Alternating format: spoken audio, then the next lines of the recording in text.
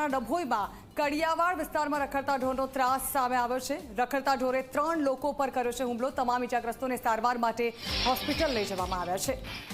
રખડતા ઢોરના હુમલાની ઘટના સામે આવી રહી છે। વારંવાર જ્યાં કડિયાવાડ વિસ્તારમાં રખડતા ઢોરનો ત્રાસ સામે આવ્યો, રખડતા ઢોરે 3 લોકો પર હુમલો કર્યો છે। તમામ ઇજાગ્રસ્તોને સારવાર માટે હોસ્પિટલમાં લઈ જવામાં આવ્યા છે।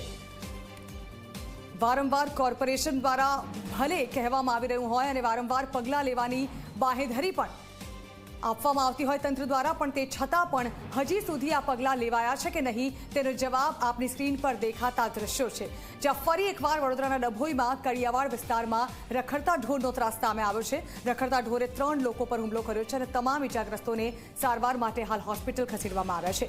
રખડતા ઢોરોના હુમલાની ઘટનામાં ઘણા લોકોના મોત પણ થઈ ચૂક્યા છે, તે છતાં પણ કાર્યવાહી જાણે કે માત્ર કાગળ પર છે। આ અંગે વધુ માહિતી સંવાદદાતા ચિરાગ જોશી આપી રહ્યા છે। ચિરાગ, વડોદરાના ડભોઈમાં વધુ એક રખડતા ઢોરના આતંકનો જે વિડીયો સામે આવ્યો છે, ઘટના સામે આવી છે, જાણવા માંગીશું કે આખરે બની કઈ રીતે આ ઘટના અને જે લોકો ઘાયલ છે તેઓની સ્થિતિ શું છે?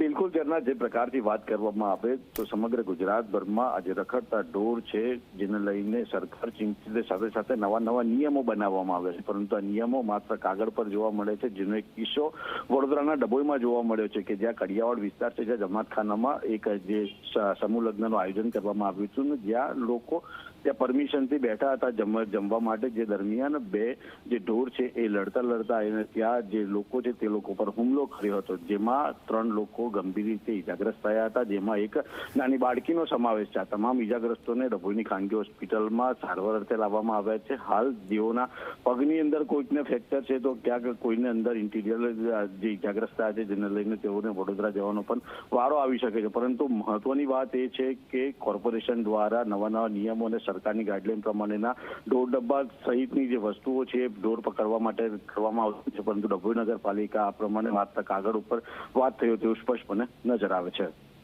જી બિલકુલ ચિરાગ, આભાર। તો માત્ર કાગળ પર કાર્યવાહી, રખડતા ઢોરના આતંકનો જે હુમલાનો સામનો કરી રહ્યા છે લોકો, તે ક્યારે સમશે તે એક મોટો સવાલ છે, કારણ કે વારંવાર બાહેધરી આપવામાં આવ્યા છતાં પણ કોઈ કાર્યવાહી નથી કરાતી અને લોકો તેનો ભોગ બની રહ્યા છે।